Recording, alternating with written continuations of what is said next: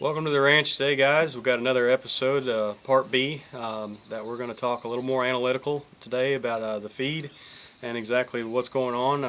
I'm Nick, and that's Donald, of course. You've met us both before. We're going to go over this a little bit at a time. This is strictly on what we feed our breeding operation, and wouldn't work really well for the wild deer. We'll do another episode on that and let you guys know kind of a little bit more on that. And Donald's going to talk a little bit here about kind of how we've changed over the years and what we've seen and some of the mistakes we've made, and then we'll kind of get a little more in depth. Like I told you last week on the episode, this is kind of some of the boring stuff. If you're not really interested in feed values and stuff like that, it's not going to keep your attention very often, but it's very important. And I think as far as out in your wild deer, the preserve, it's not nearly as important to really talk to a nutritionist and really study your feed and stuff as it is if you're a deer breeder. It's almost a must. And I think that is the biggest problem with the deer industry right now, is a lot of the guys, in my opinion, they really have no clue what they're feeding. They're just feeding it because Joe Blow says it's a good feed. My TMR mixture is probably not good for another ranch. It would work. There's no doubt it would work, but it is fine-tuned for our deer. Yep. So you've got to do that yourself. But we have gone from a pelleted feed when I first got here. We went to a textured feed after that, and that got a little bit better. Now we've gone to a total mixed ration, which is a TMR. And, we've improved. It's taken us 26 years to do it, but we're improving year after year after year, and we're trying different things and different vitamins and minerals. And to make it, our feed is so much easier now. It's so less, there's not nearly as much that goes into it. It's pretty simple. It's corn, roasted soybeans, a little pop Milo, and some hay. It might be alfalfa hay that's got a little bit more protein, or it might be soybean hay that's got a little bit less protein, but we manage that, and we constantly watch that. We have cut our protein levels back to about 14 to 15% now. Guys, you don't need any more than that. The deer's not going to process it. All the people out there that are feeding that 20% protein, that's great if you're out in a wild setting where your deer don't have soybeans or clover or something like that. But because they're going to eat those soybeans and get a really high protein, and then they're going to go back and eat some oak leaves, and that's going to balance themselves out. In a pen situation, you can't do that. In the wild, you can do that, but you're wasting a lot of money on those high protein feeds. I'm not saying they're not good for certain situations, but you got to know those situations. Something the deer can do, guys, is that a lot of people don't understand or know is with them being the ruminant animal that they are, they actually have an ability to produce more protein than what they actually consume. That's one of the reasons why we feed the fodder.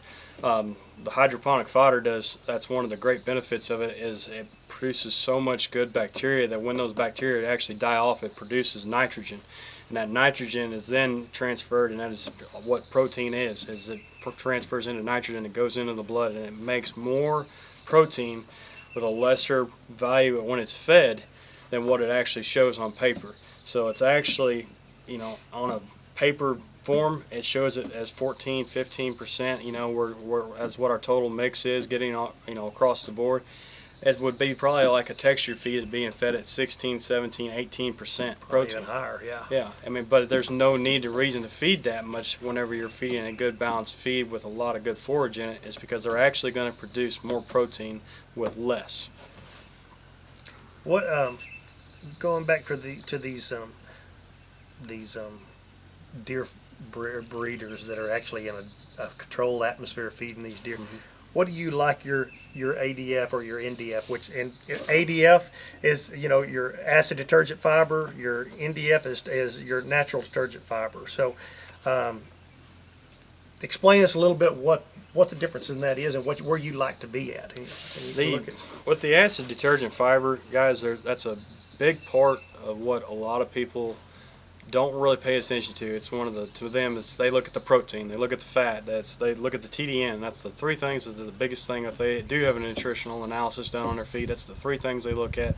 Acid detergent fiber is also important for two different reasons. One, you need to make sure that you're getting enough of that fiber that they can't digest very easily into your feed. So that way, which is the acid detergent fiber, they can't digest it very easily. They can digest it, but not enough of it to really, they could actually starve if you had too much of it in your feed. But acid detergent fiber actually keeps that rumen working properly. That's what slows things down. That's what helps that rumen work efficiently. You don't want it to be a real high number. We like to see ours around that no more than about 21, 22. Last time I think we done it, we were 20. 5. Yeah, we were at 23.1 the last time we'd sent ours in. We actually adjusted it down a little bit. We added a little more alfalfa, and we took a little bit of soybean hay out to get it down to around that 20% range. And we keep an eye on their stools, because if you ain't got enough fiber in there, their stools are going to get loose. Now, there's certain fibers that are out there that will cause a loose stool. Red clover is one of them. It's been known that they can cause a little bit of loose stool, and it's been showed that in beef cattle. It's going to do the same in deer, guys. There's certain things that will cause a little bit of loose stool, but you got to know what you're talking about and what you're dealing with, and that's why you need to have a good nutritionist on hand to talk to. We have one we work with, Dave Clark. Tommy, was it Allstat was his last name? Used to be our old nutritionist. And But Dave has Tommy, been our nutritionist Yeah. even while Tommy was alive and all. yeah. But both of those, we've worked with both of those to help us develop this feed formula that we got. This was not something we just figured out on our own. But that's where we like to keep our ADF at, the neutral detergent fiber. It'll run just a little higher than an ADF, but not much. It's going to be pretty well balanced. They're both going to be right there close to each other in the 20s is what we like to see. But in the neutral detergent fiber, it's not as bad. They actually do digest a little bit more of it. And between the two of them, you come up with your relative feed value. And the higher the number of the relative feed value you got, which we're not going to go into on how you figure that out, but the higher the relative feed value you got, the better your feed is, the more that your animals are going to get out of it. yeah, we're probably running out of time here. How much time we got, Marty? About 7 minutes. Oh, we're still doing good. So, but our energy levels. We're found out that a white-tailed deer can handle a lot higher energy levels than a dairy cow or any kind of cattle. So, this feed we're feeding, if a cow ate it, it'd probably kill it. It's just they require a lot more energy. Their metabolism's higher. So we really push the energy. Back whenever I was doing a lot of stuff in Texas and doing around the country, and we always one of them I used to tell, corn's just a filler. Corn doesn't do anything. Corn is very important to a deer's diet. So you guys out there feeding just corn in your corn feeders, you're doing those animals some good. A white-tailed deer needs that energy.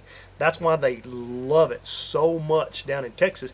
They don't have a natural browse that is as high as energy as a Midwestern deer. A pound of corn, guys, will provide 1,000 plus calories. And that's just like me or you. We have a 2,000 calorie diet that most of us are supposed to be consuming. A deer needs, what would you say, 4,000 to 5,000 on average? Yeah. When you can feed 1 pound of corn and you provide 1,000 calories, you've done that animal a lot of good. They ain't got to work near as hard to provide their nutritional requirement for that day. And that's why we've gone with the pot Milo as well. That's very hard to find. Probably most people out there are going, pot Milo? Who in the heck ever fed pot Milo? It's trust me, it's good stuff. It's high in starches, high in energy. It is amazing stuff in a nutrition. It's just hard to find. And it doesn't have the negative effects in the rumen that corn does. Corn produces an acid in the rumen of a deer or any cattle or anything that is not good, or as good as what Milo does. Milo actually produces a better acid that makes the animal want to actually eat more. And that's why we have the little bit of Milo that we put into our feed. It does a lot more good than what the same amount of corn would do. Fat levels, I like about 8%. That's about as high as I want to go. I don't even like 8% with the Yeah. feed that we're feeding, because that is the maximum amount of fat that you can have in there and then still digest the fiber. We are actually running right now around the 6 to 7% range. And for us to have it at the 6 to 7%, that's just playing it, making sure that we're safe and that our animals are digesting the fiber, because we're putting a lot more fiber into our animals than what we ever did before. I mean, don't you agree? Oh, there's a ton of fiber going into our animals now, What- and I think that's what's allowed us to get that fat percentage a little bit higher than it would have with the textured feed. And And that's a big problem that we've seen in the deer industry, is a lot of people having a lot of fat in their diets. what would you say is a quick fix for a short term for a problem. Right, but it's in the long run, it's going to catch up to them. So we don't have a pellet in our feed, and we'll talk real quick about that. I know we're running out of time. Since we've gone away from the pellet, we don't have fly issues. We don't have smelly pens issues. Our pens are clean. You don't have that smell or odor like you would in a cattle yard where you've got feed hitting the ground and causing it flies. Man, I'm very pleased with our mixture, as you can tell. You know, the fodder, as we've added the fodder and we've added this TMR mixture, you talk about the health of the animals. How much time we got, Marty? About 3 minutes. About 3 minutes. We're running out. As far as the health of the animals, guys, one of the big things we've seen, me and Donald both, we looked at the deer. We've been looking at the deer for the last, I've been with you for going on 9 years now, and for 9 years we've been looking at these animals and sitting there going, man, they crave the oak leaves whenever you throw some oak leaves in for them, or you put them into a new breeding pen that had, you know, good grass and good clover or whatever, and they just mow it, and they'd go off feed, but they would do so much better. And that was the reason why we went, actually one of the reasons why we went to the fodder and to the TMR mixes, because we've seen that the animals wanted to forage more, and that we figured that there was some reason behind that. They're a forage animal. They're a forage animal. They love to browse. That's what they're meant to do. They're not meant to eat 8-10 pounds of grain a day. They're not meant to do that. But what we actually seen, and so we tried to take we stepped out on a limb, you could say, and we switched everything. All of a sudden switched it, went right into it. The deer never missed a lick, and the health only got better. I do a lot of the doctoring or looking at the animals here. Donald does a lot. He doesn't have time anymore. He does come out and help me a lot, and he'll see things and do things like that. But for me, I don't doctor deer like I used to. Not with this mix, and the, you know, we don't have the pneumonia problems. We don't have any problems. The Fuso even, and I think that's the feed. And we got to close this down though. We're getting out of time. Guys, we're going to talk more on another episode about what we do in the wild deer. I know this is boring to you hunters out there, but we will talk about the wild deer and what we do to make them grow and the things that we do.